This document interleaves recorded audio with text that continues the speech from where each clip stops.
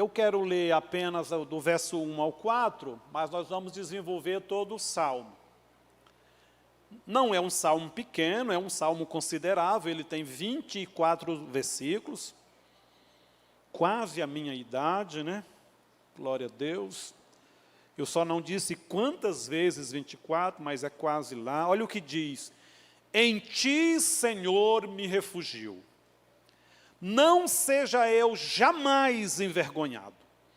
Livra-me por tua justiça e resgata-me. Inclina-me os ouvidos e salva-me. Sê tu para mim uma rocha habitável, em que sempre me acolhe. Ordenaste que eu me salve, pois tu és a rocha, a minha rocha e a minha fortaleza. Livra-me, Deus meu, das mãos do ímpio, das garras do homem justo e cruel. Até o verso 5. Esse salmo, ele é extraordinário por vários motivos, mas o principal, esse salmo ele foi escrito por Davi, e este salmo retrata o final da vida de Davi. O final da vida de Davi. Mais ou menos ali, a partir do momento em que Absalão toma o trono. Absalão era o filho mais bonito que Saul teve, né? Saul não, Davi. Mas era um menino com alguns problemas. E foi trágico o fim de Absalão, justamente por não permitir o tratamento de Deus. Então, esse salmo, e a temática nossa hoje, é uma temática muito interessante. Deus é o verdadeiro refúgio. Deus é o verdadeiro refúgio da vida do cristão. Por mais que a vida nos ofereça estabilidade financeira, profissional, amigos que nos dão segurança, ou dependendo do lugar que você morar, você tem segurança no aspecto aí da moradia e etc. Mas tudo isso é falível, tudo isso pode falhar. No entanto, a segurança, a verdadeira segurança do cristão, quem é? É Deus. É Deus. E quando a gente fala de segurança, nós não estamos querendo dizer que Deus faz tudo que a gente quer, não. Mas Ele sabe trabalhar na nossa vida para a gente realmente viver uma vida abundante. E até na hora que Ele diz não, Ele sabe trabalhar nessa questão. Ele sabe trabalhar nessa questão. O Salmo, ele é uma oração de um ancião, de uma pessoa de idade, maturada pelas experiências da vida. Davi está num momento em que ele pode olhar para trás, e olhando para trás, bem para longe. E ele vai mais longe, ele fala do período da gravidez da mãe dele. Ele olha mais para trás, olhando para a concepção que Deus permitiu ele ser gerado para um propósito. Então, Davi analisa a fidelidade de Deus, Deus como seu refúgio, a sua fortaleza, a partir já lá do embrião quase que invisível. Porque Davi tem um paradigma na vida de Davi. Por exemplo, não era comum, a gente praticamente não existe outro texto da Bíblia que trate de um filho legítimo cuidando de ovelhas. De um homem que era tinha uma certa estrutura de vida. Então, dos irmãos de Davi, ele era o caçula, e estranhamente Davi trabalhava com as ovelhas. Estranhamente. Seus irmãos, todos, quando Samuel foi ungir, O rei lá se apresentou todos os homens da casa, os filhos, e toda hora que entrava um grandão daquele, 1,90 m, aquele cara malhadão, o profeta dizia, é esse. Quando ele pegava o óleo, o Espírito Santo falava, não é. Até que não encontrou mais nenhum, ele fala, uai, porventura, tem mais algum filho? Ah, tem um, que está lá de trás da malhada, lá cuidando das ovelhas. Ele falou, então, o seguinte, até que esse último aí chegue, ninguém vai sentar à mesa para comer. Irmão, aí buscaram o menino rápido, porque o pessoal devia estar com fome. Aí chega lá aquele menino ruivo, de aparência bonita, aquele menino, talvez uns 15 a 17 anos.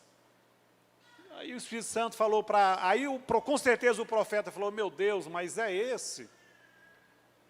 É essa peça aí que o Senhor está querendo ungir rei de Israel. E por isso o Espírito Santo diz assim, o coração do homem é enganoso, porque ele olha para a aparência. Mas Deus vê o coração, o íntimo, o caráter. Pode tacar o azeite aí. É esse que eu escolhi. Então, Davi é escolhido, ele é o improvável. Alguns teólogos até chegam a dizer que Davi não era filho legítimo. Talvez ele tenha sido, o pai dele tenha tido algum acontecimento extraconjugal, porque ele não era contado entre os filhos de pai e mãe. Não era contado. Prova é que ele não estava no banquete. Quando o profeta mandou o aviso que iria à casa, o homem reuniu toda a família, mas Davi não estava lá. Quer dizer, ele não foi contado. Na realidade, ele não contava. E com certeza não foi só nessa reunião. Em outras reuniões, Davi ficou lá no campo, no pasto. Então, Davi está olhando para trás, com aquele olhar, o retrospecto, e observando o quanto Deus foi bom, misericordioso, ao longo da sua vida. E o Salmo vai descrever isso. O Deus do passado, o Deus do presente, o Deus do futuro e o Deus do dia a dia. O Salmo vai tratar disso. A oração de Davi, a reflexão de Davi passa por isso. Então nós temos aqui 4 verdades que podem ser destacadas nesse Salmo. Primeira delas, o Senhor é o nosso libertador no presente. Vai do versículo 1 ao 4. É o nosso apoio desde o passado. Vai do 5 ao 13. É a nossa esperança no futuro. Vai do 14 ao 21. E é também o motivo do nosso louvor, dia após dia, do verso 22 ao 24. O Salmo está dividido em 5 partes.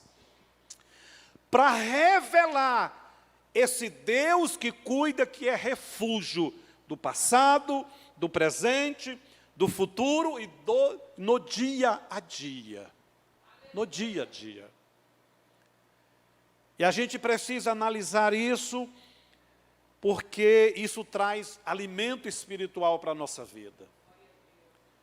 Isso nos leva a confiar de forma diferente. Isso nos leva a pensar diferente, à luz das promessas, da ação de Deus, do que Ele já fez, do que pode fazer e o que fará. Isso inspira a nossa oração, isso pode nos levar a propósito.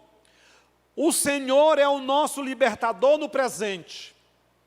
Os 4 primeiros versículos, Davi está numa oração quebrando o coração e dizendo, livra-me, Senhor. Senhor, quebra o laço, as cadeias correntes.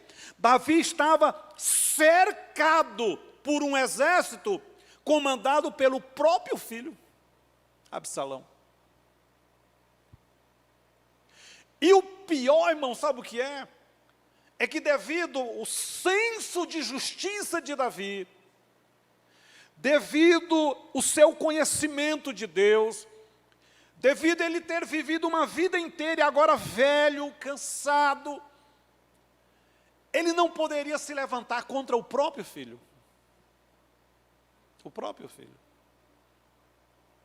Davi se conhecia em Deus e sabia a loucura que o filho estava fazendo. O filho agora tem um exército em que estão indo contra a maior autoridade do país, quebrando os princípios de tudo quanto é jeito. Davi sabia que se ele desse um grito, ele reunia homens, que com certeza não sobrava ninguém vivo, porque Davi tinha os seus fiéis. Mas Davi olha para aquela cena, ele é o rei legítimo, ele foi escolhido por Deus, ele já viu, já teve muitas experiências de ver Deus agir ao seu favor e usando-o e usando o seu exército. Mas Davi clama por uma intervenção única e exclusiva de Deus. Para quê? Para que a justiça fosse feita. Para que não houvesse nada além da vontade de Deus, não houvesse interferência humana. Então Davi está nos dizendo o seguinte: o Senhor é o meu libertador no presente, como Ele já foi durante toda a minha história. Minha história. A gente vive guerras todos os dias. A gente vive adversidades, batalhas. A gente vive isso. Então, qual é a lição que eu posso ter aqui com a experiência de Davi como Salmos? É que Deus, Ele é libertador hoje, no presente. Eu posso contar com o braço poderoso de Deus, amém? Essa semana, numa das gravações, eu falei de uma preciosidade dos Salmos. O quê? Você nunca... Os Salmos sempre estão falando de adversidade e de guerra, sim ou não? Como os Salmos tratam de coração contrito, chorando, pedindo socorro, milagre. Os salmistas, assim, eles têm essa característica de quebrantamento. A gente olha alguns Salmos, beira o desespero do próprio escritor, do momento dele. E o que é que eu falei? Que todos os Salmos, essas pessoas vivendo essas adversidades, elas vão para onde? Para a oração. Olha que preciosidade. A Bíblia tem mais de 150 Salmos, 151, 150. Todos esses Salmos, os escritores nos dão uma aula, há um grito de instrução, de doutrinação. Por mais que seja adversa a vida, qual é o caminho que o cristão tem que tomar? O que ele tem que fazer? Ir para a oração. Ir para a oração. A gente também não vê nos Salmos, isso é muito raro acontecer, murmuração. Não tem. Lê os Salmos todos, faz uma pesquisa.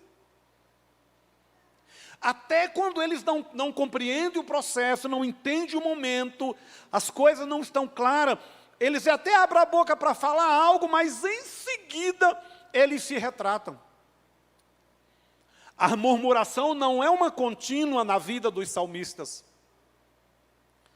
Outro princípio interessante nos Salmos é o princípio do quebrantamento. Quando a alma deles, ou a sua carne, ou setas malignas, querem levá-los a pecar contra Deus, o estado de quebrantamento leva eles de volta ao seu espírito, automaticamente leva ao Espírito Santo, e eles revestem o quadro, e os Salmos sempre concluem com o quê? Diga adoração, diga louvor. Deus compreende que por sermos humanos, termos fraquezas e falhas, a gente pode ser como os salmistas, uma hora balançar. Balançar. Uma hora duvidar. Mas o final do processo não pode ser diferente do deles. Porque o final do processo deles era o quê? Diga adoração, louvor, gratidão. Sabe outra preciosidade dos Salmos? que os Salmos é considerado um dos maiores testemunhos de fé. Como assim? Porque os Salmos foram escritos sempre após a vivência deles, o acontecimento deles. Por exemplo, quando você pega o Salmo 23, e Davi diz, o Senhor é meu pastor, tendo-o como meu pastor, nada me faltará, ou tendo ele, nada falta. É porque ele já tinha vivido as experiências de ter, das ações de Deus como pastor. O escrito que está aqui no Salmo, ele já aconteceu lá em 2 Samuel 22. Davi agora está colocando no Salmo uma canção de algo que ele já tinha vivido. Ele não está dizendo assim, Deus pode ser o libertador. Quem sabe eu não vou viver uma experiência que revele Deus como libertador, Deus como refúgio, não. Ele já tinha vivido a experiência. Os salmistas passaram por isso. Por isso os salmos são tão preciosos e devem ser conhecidos da igreja de cada cristão. Porque quando você lê o que aconteceu no salmo, o salmo está testemunhando do que já aconteceu. Então, o Deus que está sendo descrito nos salmos já fez. Isso aumenta a minha fé, minha confiança, e eu posso também confiar como o escritor, como o salmista confiou. Diga, Deus é o verdadeiro refúgio.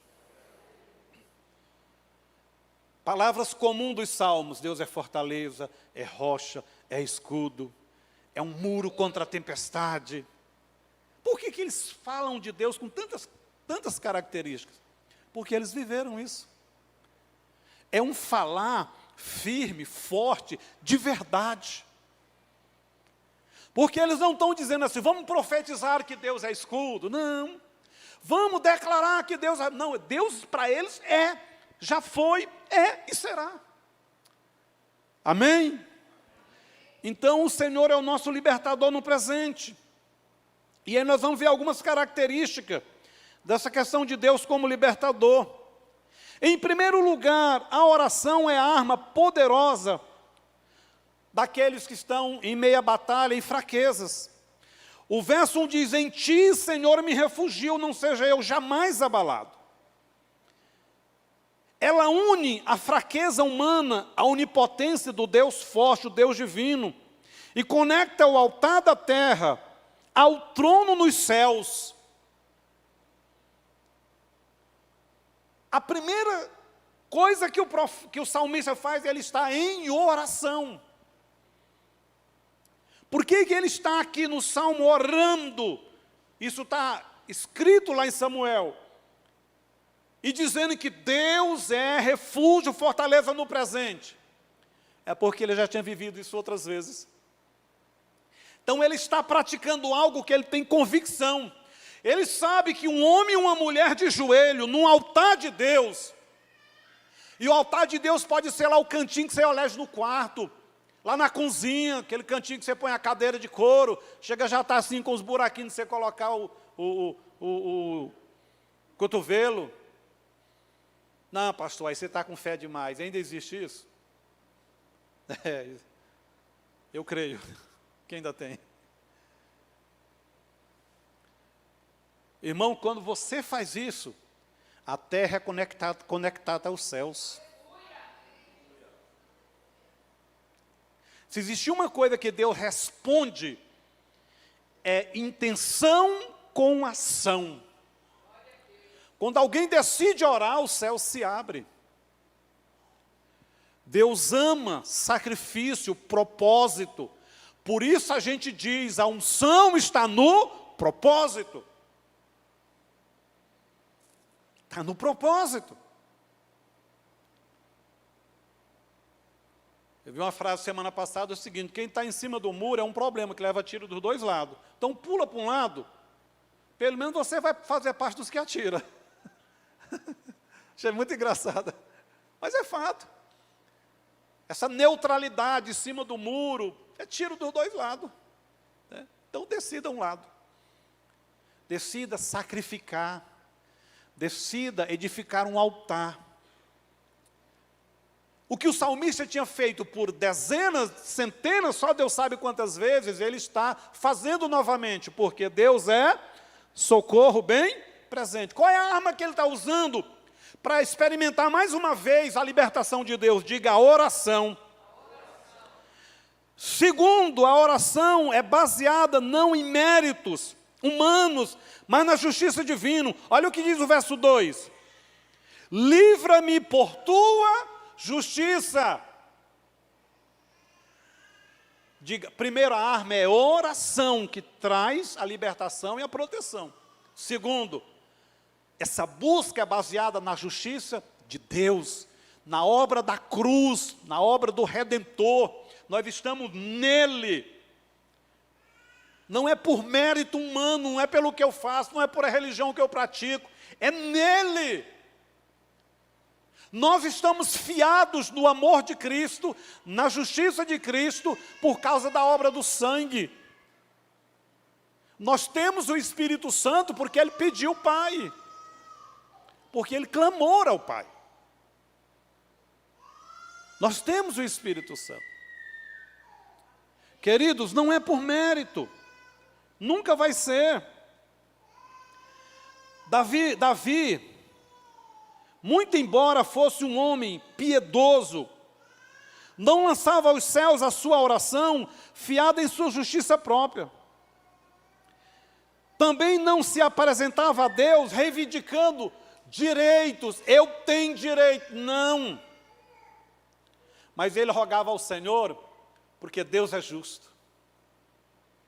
Deus sabia Deus sabia e sabe fazer a leitura das minhas ações e das intenções de alguém contra mim ou a favor. Deus sabe.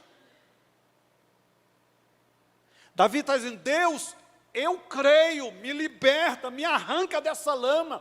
Eu estou cercado. Eu estou velho, não posso agir. Faz isso por causa da tua justiça. Por isso que o cristão deve viver direito. Deve viver atento. Vive atento. Terceiro, Deus é a nossa morada mais segura. Deus é a nossa morada mais segura. Olha o que diz o versículo 3. Se tu para mim uma rocha habitável, um lugar seguro.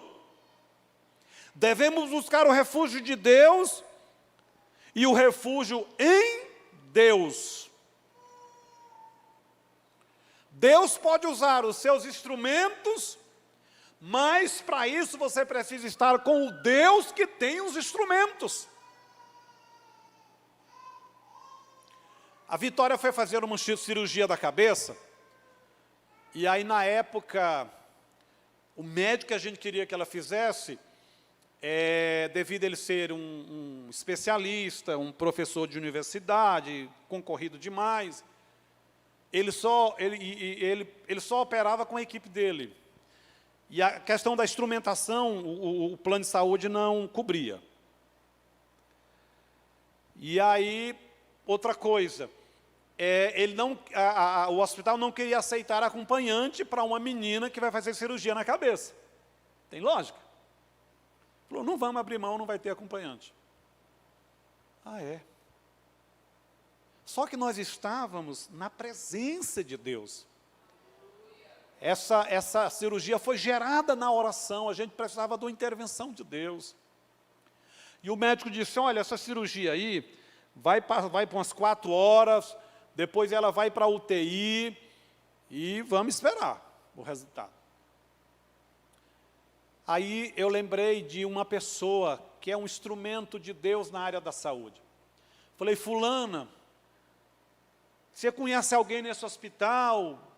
Tal? Ela falou assim, a chefe de enfermagem já foi minha aluna, é amicíssima minha. Um de vocês pode ficar tranquilo que vocês vão estar lá no quarto. Ela entrou em contato, a pessoa saiu lá de dentro. Quando falou o nome do instrumento lá, porque essa mulher ela é poderosa, pensa numa mulher usada por Deus na área médica aí. Saiu procurando, até achar a gente lá no corredor, falou, não, mãezinha, pode vir, você pode inclusive entrar agora. Ela ainda vai começar a cirurgia, você já vai para o quarto. Eu preciso da proteção de Deus, da libertação de Deus, e Deus vai operar isso através dos seus instrumentos. Mas primeiro você tem que ir para Deus, não é correr atrás dos instrumentos. A cirurgia da Vitória durou 1h40.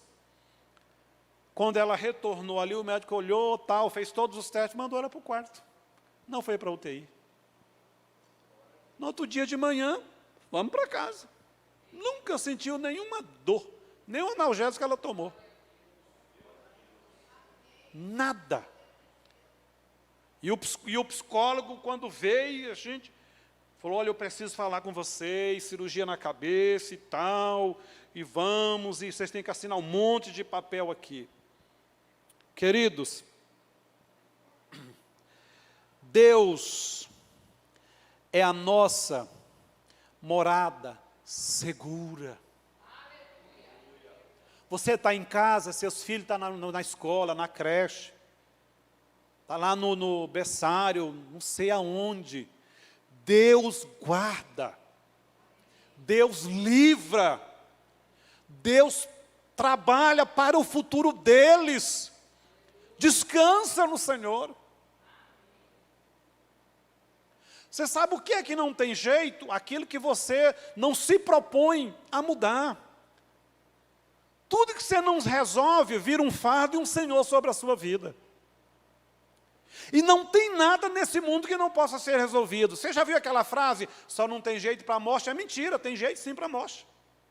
É só estar preparado e ir para o céu, está tudo bem. Tudo bem. Porque a gente encara a morte como uma perda, uma derrota. Mas, irmão, Apocalipse diz, mas bem-aventurados são aqueles que já foram. A Bíblia está dizendo que é feliz, é bem-aventurado. É que às vezes a gente não lê a Bíblia direito. O nosso apego emocional às vezes faz isso. Então, em segundo lugar, aí, Deus é a nossa morada mais segura.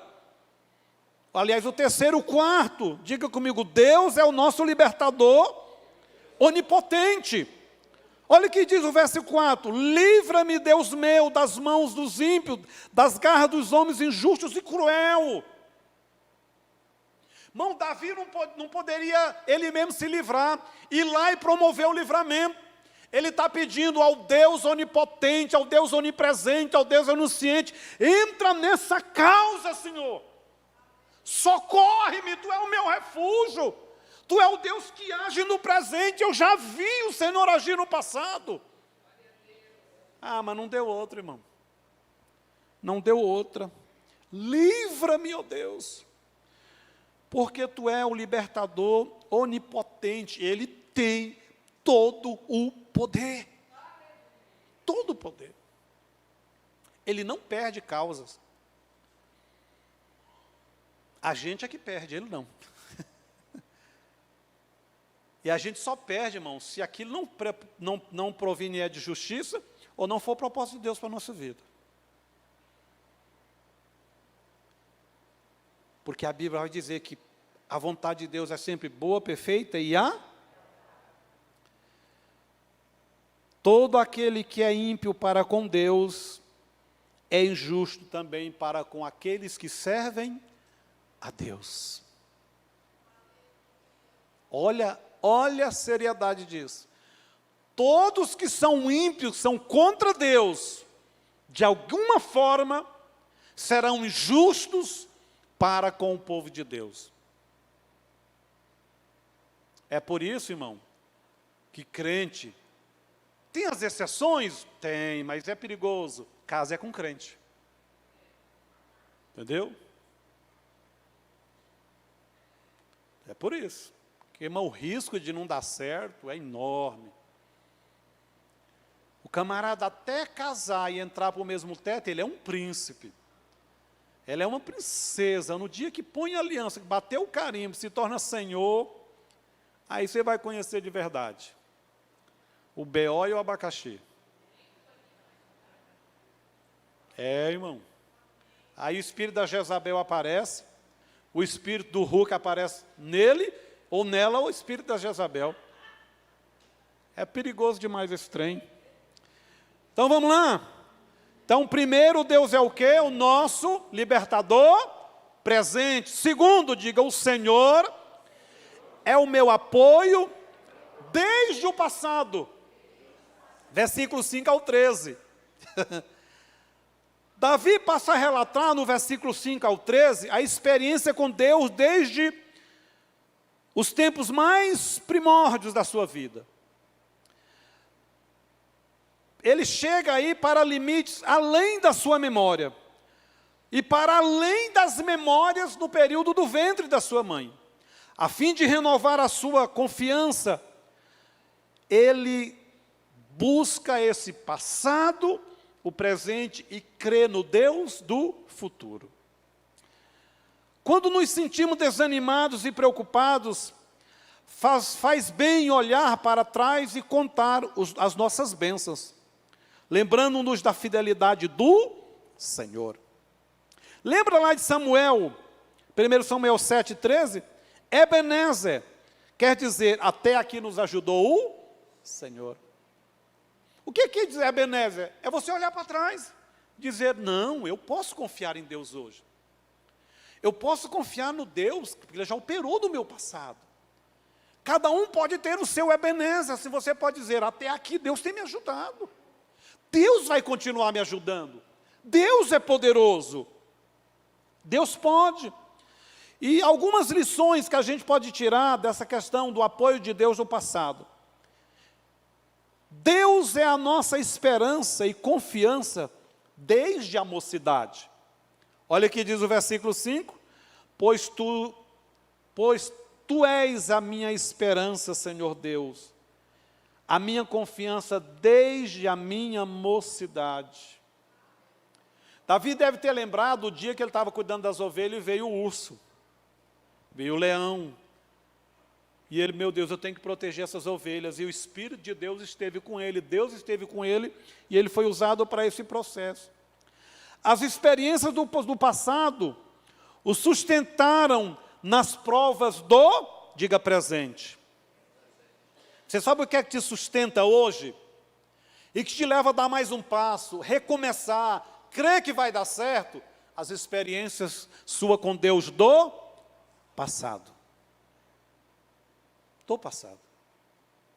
Se houve um testemunho do que Deus fez, você lê na Bíblia, você lembra do que Deus já fez, e você fala, não, o meu Deus também é um Deus do passado, Ele já fez. Ele é o apoiador.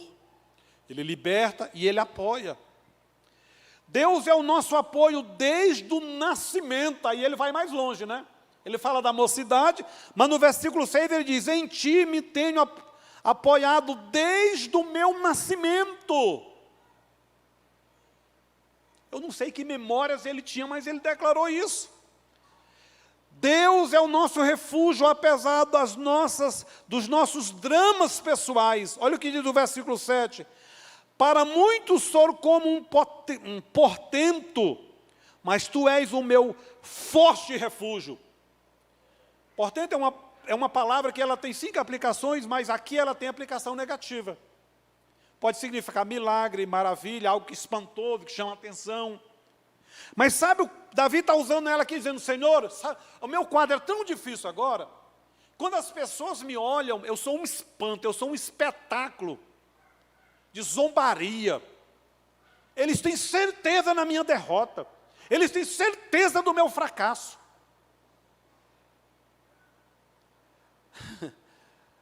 Mas ele sabia que Deus é refúgio, apesar dos dramas do momento, apesar das dificuldades. Ele é o refúgio. Ele foi, Ele é e será. Posso ouvir um amém? Deus é o nosso apoio desde o nascimento. Deus é o nosso refúgio, apesar dos nossos dramas pessoais. Então, querido, descansa. Deus é a razão e o alvo do nosso louvor.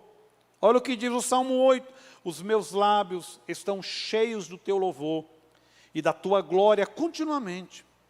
Os livramentos do Senhor sempre esteve na vida de Davi.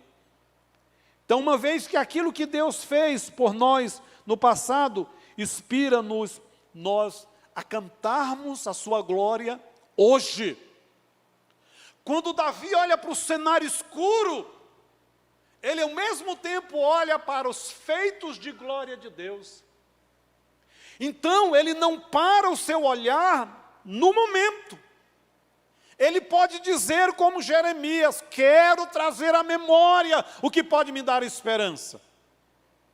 Existe algo que Deus já fez, que eu já vivi, que eu possa aplicar hoje e ter esperança, sair desse buraco, sair dessa situação. Amém? Coisa linda, né? Deus é a razão e o alvo constante do nosso louvor. Constante. Antigamente as pessoas diziam, crente é doido. Levou um prejuízo e está dando glória a Deus. Bateu o carro e está glorificando a Deus. Hoje já está um pouco diferente. É mais fácil você achar crente murmurando. Por que Deus não fez? Não, me falaram que Deus ia fazer. Não, Deus tinha que fazer. Aí vem aquelas pregação triunfalista. Encosta Deus na parede. Irmão, mas eu amo ouvir essas propostas. O que um ser humano não é para encostar Deus na parede? Você quer atrair a Deus? Faça propósito. Você quer atrair a Deus? Faça sacrifício. O sacrifício não só traz a presença de Deus, como segura a presença de Deus no lugar. Lembra da mulher do fluxo de sangue? Sacrificando. A Bíblia diz que Jesus não atendeu os gritos dela, não atendeu os gritos dos apóstolos, pedir ajuda, etc. Ah, irmão, mas a Bíblia diz que a hora que ela ajoelhou e adorou, Jesus parou, a multidão, esqueceu a multidão e disse, não tem como. Porque sacrifício no altar, adoração, motivação correta, propósito correto, para a presença de Deus. E aonde a presença de Deus está, ela é dinâmica, ela se manifesta para fazer coisas extraordinárias. Jesus virou para ela, minha filha, pode ir para casa. Pode ir. Você está abençoada. Por isso Davi sabia da importância do constante louvor. Outra coisa, Deus é o nosso amparo na velhice. Aquela sensação que está só, desamparado, que não tem mais utilidade, e etc. Davi vai dizer isso, olha, no versículo de número 9, não me rejeites na minha velhice, quando me faltares as forças, não me desampares. Davi não teve que mover um dedo para remover o filho do trono. Deus ajustou as coisas e Davi volta a governar. Teve uns B.O., teve uns problemas, teve. Deus é o nosso defensor contra os inimigos, que são mais os que a gente não vê do que os que a gente vê. Os inimigos atacavam Davi com palavras e ações. É a tal da Guerra Fria, né? Terrível isso. Deus é o nosso socorro bem presente nas tribulações. É o que mais os salmos falam dos seus personagens. Deus é socorro bem presente nas tribulações. Então nós vimos que Deus é libertador no presente. Nós podemos consultar o passado, do caráter de Deus e sentimos seguro. Diga, mas o Senhor é a nossa esperança do futuro. Tu és a minha esperança, versículo 14. Tu és a minha esperança. É uma esperança exultante, não é aquela coisa assim, eu vou esperar, quem sabe. Não, Davi tinha convicção, plena convicção. Davi, quando ele diz, Deus é a minha esperança, ele já começava a preparar o cordeiro para o sacrifício, para agradecer. Ele não ficava sofrendo a semana inteira a chegar o dia da resposta. Ele já começava a celebrar. Diga, é impossível adorar e ao mesmo tempo murmurar.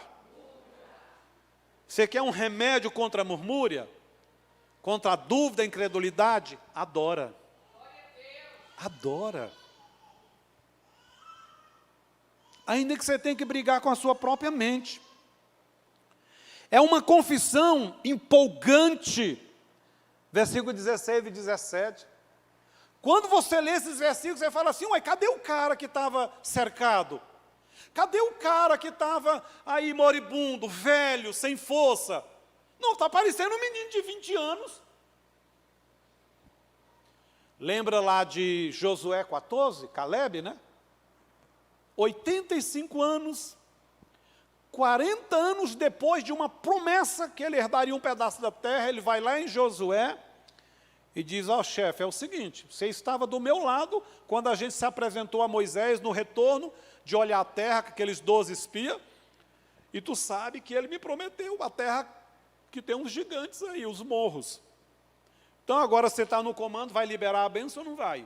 E ele fala, porque é o seguinte, agora eu estou tão pronto para a guerra, com tanto ânimo, com tanta unção, que quando eu tinha 45 anos, só que agora o irmão está com 85 anos. E o irmão sabe que a terra dele era possuída pelos gigantes. E não era só um, não, era vários. Falou, olha, libera a benção em que eu vou começar a jogar gigante, irmão, lá do chão. Porque nós temos um Deus que nós podemos ter futuro. Eu posso sonhar aqui e realizar em Deus. Então, a confissão dele no Salmo é uma confissão empolgante. É uma súplica de confiança plena e verdadeira. Ele dá testemunho vibrante da sua fé em Deus. E o problema está lá. Está lá. Mas é uma decisão. Eu fico olhando para as circunstâncias ou eu devo abrir a boca? E aí o restante do Salmo vai descrever um Deus que age no nosso dia a dia. O Senhor é o motivo do nosso louvor continuamente, do versículo 22 ao 24. Deus deve ser louvado pela sua verdade. Deus deve ser louvado pela sua redenção. Deus deve ser louvado pela sua justiça operada na terra. Se coloque de pé.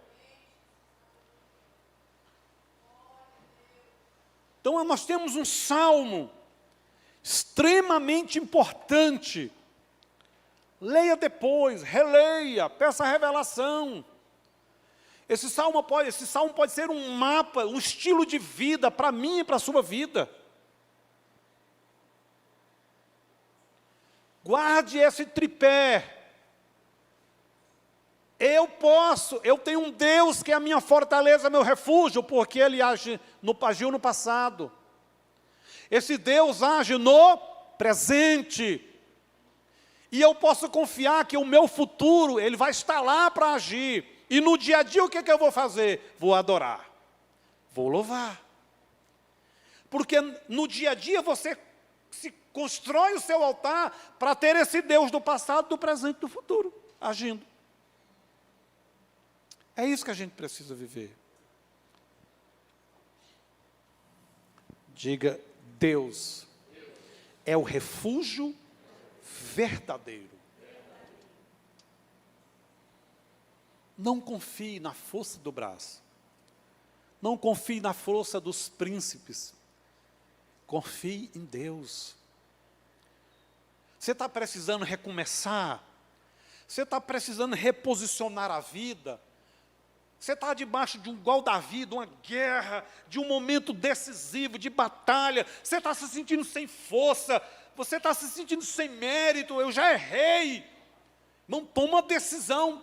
Deus, a partir de hoje, eu vou acertar. Eu vou pôr minha vida na linha, no caminho. E eu vou te dizer uma coisa.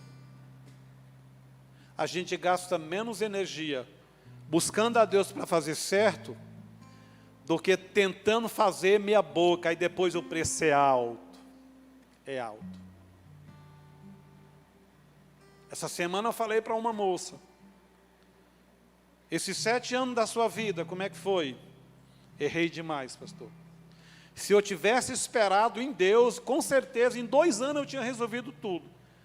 Ela teve um saldo negativo de 5 anos, irmão, de peia. Quantos de nós já passou por isso, desnecessário? Como dizia os antigos, é melhor só do que mal acompanhado. Sozinho, humanamente falando, porque espiritualmente nunca esteja só. Anda com Deus. Anda com Deus. Lembra de Saul? O profeta de Saul é simples. A sua vitória está numa coisa. Fica lá no vale, prepara o sacrifício, eu vou lá fazer o sacrifício. Aí Deus testou a inquietação da alma do crente, atrasou o jumento do profeta, o profeta chegou lá, sentindo um cheiro de churrasco, né? O óleo, aí falou, Saul veio e falou, o senhor demorou, né? Irmão, diga para o seu irmão do seu lado aí, Deus não demora, não atrasa. Ele chega na hora certinho. Aí o profeta disse, o que aconteceu? Não. Os meus comandantes me deram pressão, porque o inimigo está chegando, a gente tinha que ir para a guerra. Eu fiz o sacrifício. O profeta levantou o dedo e diz, assim diz o Senhor. Acabou o seu reinado. Ele ficou nervoso, pegou na orla do profeta e rasgou. O profeta disse, assim como você rasgou as minhas vestes, o teu reino vai ser rasgado, tirado de você e dado a um que honrará a Deus. Acabou. Diga, é melhor esperar. É melhor esperar. Se você tem dificuldade de esperar, procura um psicólogo, vai conversar, para desestressar. É? Mas, irmão, tem um lugar bom de você desestressar, ajoelha. E ora 2, 3 horas, eu duvido que o estresse fique sobre você. É o melhor lugar para vencer a ansiedade, ficar de joelho. Coloque a sua alma no lugar dela. Porque se você não ora, a alma vai ficar no comando. Mas se você pôr a alma em oração no lugar dela, o Espírito de Deus será o comandante. Quem não ora a alma é o Senhor. Quem ora a alma é uma boa serva. Ó, irmão, revelação, hein? Quem não ora a sua alma é o Senhor, a senhora da sua vida. E aí, irmão, vai fazer besteira. Quem ora e põe a alma submetida ao seu espírito, cheio do Espírito Santo, acabou, bênção de Deus. Vamos orar? Reafirme sua confiança. Reafirma. O Deus desse salmo é o meu Deus. O Deus de Davi é o meu Deus. Eu posso olhar para o passado e ver o meu Deus agindo. Eu posso crer na ação de Deus hoje. E eu posso descansar, porque o meu Deus já está lá no meu futuro. Diga, Ele é eterno. Ele já está lá, aonde eu vou precisar da bênção. Viu, João? Ele já está lá. Ele já sabe o final do negócio. Já sabe. Eu fico pensando, irmão, A gente se debatando e Deus fala assim, meu filho, está a 1 metro de você a bênção. Só mais 2, 3 dias. O Deus que levou Agar ao lado do poço é o Deus que te leva aonde está a bênção. Não estressa não. Calma. Diga, Deus trabalha também no turno da noite. Tem um livro famoso, sabia? O Deus que trabalha no turno da noite. Só faltou uma palavra lá, o Deus que também trabalha. Porque Ele trabalha de dia e de noite. Pai, obrigado, Pai. A Tua palavra nos inspira. A Tua palavra é instrução viva. A Tua palavra redireciona a nossa fé. A Tua palavra redireciona o nosso comportamento. Redireciona a nossa visão, o nosso olhar. Senhor, a Tua palavra revela o Teu caráter. Senhor, e nos leva a confiar melhor, nos leva, Senhor, a descansar no Senhor. Deus, olha para a causa do meu irmão, da minha irmã, dessa família que está aqui, esse homem, essa mulher que entrou hoje aqui, para ser ministrado pelo Espírito de poder do Senhor, ó Pai. Bendito seja o Senhor. Cuida, ser o refúgio de cada um de nós, ser a nossa habitação segura, que possamos ter paz, que possamos ser curados nas nossas emoções, temos saúde física, emocional, espiritual, temos uma vida integral no Senhor, de descanso, de plena confiança. Ser conosco, Pai, ser conosco, ser com a igreja, ser com essa casa, no nome de Jesus. Feche os seus olhos.